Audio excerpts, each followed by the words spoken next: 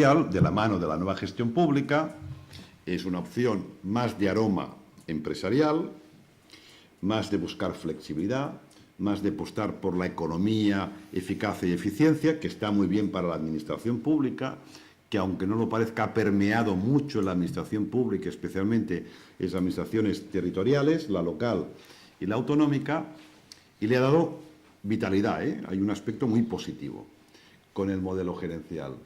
Pero claro, el modelo gerencial también tiene sus problemas, ¿no? Porque introducir técnicas de gestión privada en la administración pública a veces no acaba de ser del todo una buena idea. Pero el gran problema es que nosotros ahora, sin darnos cuenta, gestionamos con dos marcos conceptuales distintos. Y eso nos genera muchos problemas conceptuales, sin darnos cuenta, ¿eh? Tenemos el modelo burocrático, con el cual seguimos operando, y tenemos el modelo gerencial, con el cual también operamos, y muchos ayuntamientos hay gerentes, etcétera, etcétera. Y son como dos placas tectónicas conceptuales que chocan entre ellas. Y cada una quiere dominar a la otra. El modelo burocrático menudo es, cuando salió el modelo gerencial, empezó a generar anticuerpos y a luchar contra él. Y el modelo gerencial, por este corte empresarial, también es muy agresivo, con lo cual van luchando. Y van luchando y con estas placas tectónicas van friccionando, eso genera grietas. Hay temblores, volcanes, y de estas grietas va saliendo lo que hay debajo, que es el magma. Fíjense que el magma es la forma natural que nos organizamos la sociedad, que es el magma es el clientelismo. Y nos dotamos de una placa tectónica, que es el modelo burocrático, para frenar y tener al clientelismo tapado. Y el modelo gerencial es otra placa tectónica que también busca tapar el clientelismo. También tiene una base meritocrática, pero mucho menos formal y mucho más material y mucho más contingente y rápida. Los dos luchan contra el clientelismo, curiosamente, pero como se enfrentan entre ellas, generan grietas y nos va surgiendo magma, magma, magma, y ahora estamos recuperando una tercera placa tectónica que ya ha ido cristalizando, que es el modelo clientelar, y que no queremos reconocer. Eso suena fatal, ¿eh? Pero no nos tenemos que sentir culpables nosotros, no tenemos ninguna culpa. En la administración local, en los últimos 20 años en España, ¿cuántos de sus empleados públicos han accedido de forma rigurosa bajo los principios de igualdad, capacidad y mérito? ¿Cuántos? En porcentaje. Es difícil. Pero el 20%, el 80% ha accedido de formas heterodoxas. Heterodoxas, muchas veces digitales, que no significa 2.0. Y muchos hemos accedido de esta manera, ¿eh? Y tenemos que estar abiertos a la autocrítica porque no tenemos ninguna culpa. Era el sistema de contratación más o menos usual. En las comunidades autónomas, como el 40% han accedido de forma heterodoxa. En la Administración General del Estado nadie ha accedido de forma heterodoxa o casi nadie. Claro, esto es como duro reconocerlo, ¿eh? ¿Y eso quiere decir? ¿Que ha habido clientelismo? ¿Ha habido clientelismo político? ¿Ha sido claramente digital? En casos excepcionales, sí. Yo conozco ayuntamientos que llega el partido en el gobierno y dice: yo voy a elegir a quien me dé la gana entre mis amigos, simpatizantes y militantes de titular superior para arriba. Los van eligiendo todos a dedo. Entonces viene el sindicato y dice: oiga, que esto es ilegal, esto usted no lo puede hacer. Dice: ah, no, las leyes no lo permiten. Dice: ¿sabes qué? Tú eliges a quien te dé la gana de titular superior para abajo, administrativos, auxiliares y conserjes. Dice: ah, vale. Y tenemos clientelismo sindical y clientelismo político de partido. Esto sucede en algunos ayuntamientos, ¿eh? Y algunos relevantes, ¿eh? Pero entiendo que esto es excepcional. Yo hace poco escribí un artículo que se llama Clientelismo sin culpables. En España ha habido clientelismo, pero no hay unos culpables claros. Con lo cual, fijaros que si es sin culpables, hace mucho más fácil el diagnóstico. Porque hasta ahora hacía el diagnóstico y ponía el dedo en el ojo a unos cuantos actores que se me rebotaban y no lo querían reconocer. Ahora no digo, a ver, es que son elementos... Y los elementos naturales que no generan culpabilidad son dos. El primero es esta confusión entre el modelo burocrático y el modelo gerencial, que no nos damos cuenta, pero nos confunde mucho, ¿eh? En un ayuntamiento, si resulta que detectamos que nos hace falta un nuevo perfil de funcionario y lo queremos contratar de forma rigurosa, formal, con el modelo burocrático, bajo el principio de igualdad, capacidad de mérito, ¿cuánto tiempo nos podemos demorar en todo el proceso? 2 años si vamos a velocidad de crucero. A la que tengamos algún tropiezo, tardamos entre 3 y 4 años. Uno se tiene que esperar a veces a la oferta pública de empleo anual, luego empiezan todo el proceso formal, las pruebas selectivas, algunos casos duran hasta 9 meses, luego la formación selectiva de entrada que nunca es selectiva, ¡pum! Y el alcalde dice, pero esto es una barbaridad, ¿cómo que 2 años si todo va bien y si todo va mal 4 años? Vamos a ver, no podemos ser más eficaces y eficientes. Al fin y al cabo no funcionamos con un modelo gerencial y como una empresa privada, pues vamos a contratar como hacen las empresas privadas. Y entonces se contrata como lo hacen las empresas privadas. ¿Y cómo lo hacen las empresas privadas? Pues lo hacen como pueden, ¿eh? No son ninguna maravilla. Lo hacen de forma rudimentaria, rústica, la mayor parte de empresas privadas. Y los ayuntamientos entran en esta lógica. Y los ayuntamientos, la técnica que utilizaron de contratación es la sofisticada técnica, más bien rústica y precaria, de dar voces.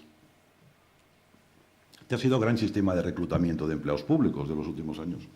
A un ayuntamiento hacía falta un informático y andaba el alcalde agobiado, preguntando a todo el mundo, ¿alguien conoce un informático? Y salía un concejal y decía, el hijo de mi vecina ha acabado la carrera, que venga. Le hacían una entrevista y decían, qué majo que es este chico, nos lo quedamos. Hombre, qué majo que es este chico no es un principio de igualdad, capacidad y mérito. ¿Es acaso el más majo entre las majos y majas que potencialmente... ¿Ha habido clientelismo? ¿Ha habido mala fe? No, se ha hecho de forma heterodoxa. Pero en cambio, de manera agregada, sí ha habido clientelismo. Porque resulta que si utilizas la técnica rústica de dar voces, salvo que utilices megáfono, estas voces solo llegan a círculos sociales muy determinados, que coinciden con círculos políticos muy determinados. Y al final has acabado haciendo clientelismo social y clientelismo político.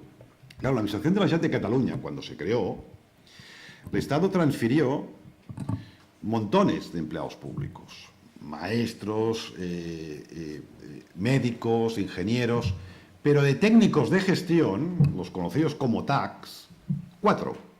No 4 en el sentido literal, 4 en el sentido, 4. Y claro, les hacía falta 1000 técnicos superiores para empezar a levantar aquella administración. No se hizo con mala fe, pero se empezaron a dar voces. Y resulta que todos esos funcionarios que han sido la clave, el motor y el corazón, y todos han sido subdirectores generales, incluso directores generales, y al final han acabado muchos ocupando cargos políticos, todos son del Eixample. Todos son del centro de Barcelona, porque las voces no se hizo de mala fe, pero las voces no llegaban a Sant Adrià del Besòs, a Badalona, a Hospitalet de Llobregat, y en cambio tiene una arquitectura social y también política claramente de un ámbito, no de carácter transversal. Por tanto, eso ha sido sin culpables. Siguiente elemento que lo dice Fukuyama, porque claro, a mí como catalán me pone una tesis muy comprometida, porque ando por Cataluña y digo, los ayuntamientos son clientelares. A ver, la autoestima catalana ahora está bajando un poco, pero siempre es alta. Dicen, ¿cómo que nosotros somos clientelares? Sí, sois clientelares. La Generalitat de Cataluña es clientelar. Te estás pasando un poco. Y luego me preguntan, ¿y quién no es clientelar? El Estado español. Claro, es que salgo a gorrazos. No, pero como yo soy un desahogado, lo he ido diciendo siempre.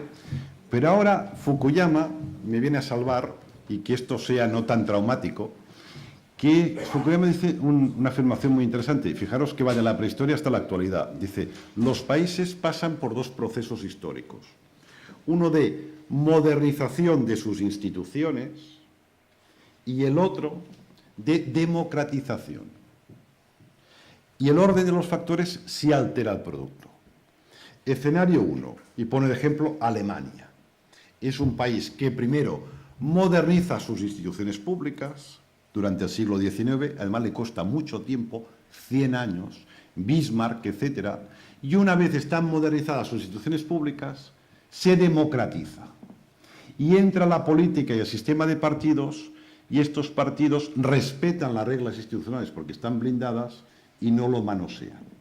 Y el resultado son unas instituciones públicas meritocráticas. Este es el caso de Alemania.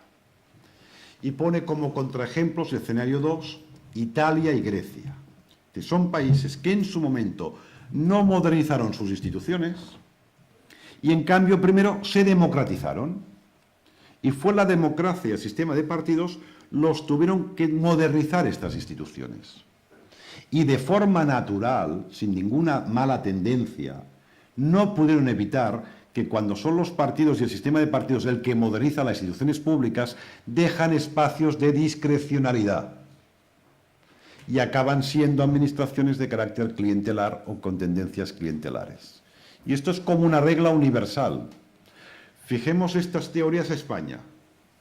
Claro, las comunidades autónomas primero se crearon, entró primero la política, y fue la política, no quien las modernizó, sino que las diseñó desde cero. Y evidentemente la política, los partidos políticos, no pueden evitar dejar espacios de discrecionalidad. Con lo cual, pues, tenemos modelos con unas ciertas tendencias clientelares. Los ayuntamientos son muy antiguos. Los ayuntamientos en el tardofranquismo estaban totalmente gagas y sin ningún tipo de modernidad. Y fueron los partidos políticos, los concejales, los alcaldes, los que tuvieron que modernizar los ayuntamientos. Y los modernizaron, pero no pudieron evitar dejar espacios discrecionales y que tuvieran una cierta tendencia clientelar. Y en cambio la AGE, la Administración del Estado, sí que se modernizó. Incluso Fukuyama lo dice. Igual que en Alemania está Francia y está España, que se modernizó antes de democratizarse. Dice España de forma precaria, pero es igual. España también. Con lo cual, cuando entraron los partidos políticos, se encontró una administración pública ya modernizada como institución y entonces no se atrevieron a romper sus reglas, a transformarlas y a manosear políticamente aquella institución. Porque fíjense, es muy curioso, los mismos partidos que gobiernan la AGE son los que también gobiernan muchas comunidades autónomas y muchos ayuntamientos, y se comportan de forma radicalmente distinta. Y lo que no hacen en la AGE, lo hacen tranquilamente en una comunidad autónoma y en un ayuntamiento. Por lo tanto, fíjense, esos clientelismos inculpables. No lo hemos hecho adrede, hay casos excepcionales que sí, y son como leyes históricas. Por lo tanto, reconozcamos que todavía tenemos un modelo clientelar, o ahora más que nunca tenemos un modelo clientelar, reconozcamos que se ha hecho sin ningún tipo de mala fe y que casi era inevitable caer en ciertas lógicas clientelares, y a partir de aquí, de un buen diagnóstico, y no darle vueltas, etcétera, y sin tener que hacer daño, vamos todos a buscar soluciones para conseguir unas administraciones públicas que sean claramente meritocráticas. Porque claro, parece que sea una petición del siglo XIX, pero esta es una petición muy importante del siglo XXI, porque mi hipótesis es que la administración pública, para afrontar este cambio y este reto de todo el entorno, de esta gran transformación, requiere dos ingredientes, y eso es lo que vamos a ir desarrollando a lo largo del curso. Un ingrediente es una mayor calidad institucional. ¿Qué significa? Recuperemos o instauremos sistemas claramente meritocráticos. Y, por cierto, no caigamos en imposturas, que aquí hay mucha impostura. O sea, el modelo burocrático, como es burocrático, como no hay forma de cambiarlo, entonces tengo que entrar en sistemas heterodoxos de carácter gerencial. Oiga, pues no es verdad, no es cierto. Yo dirigí durante 4 años la Escuela de Administración Pública de Cataluña, que es como la INAP. Es la segunda escuela más potente que hay en España.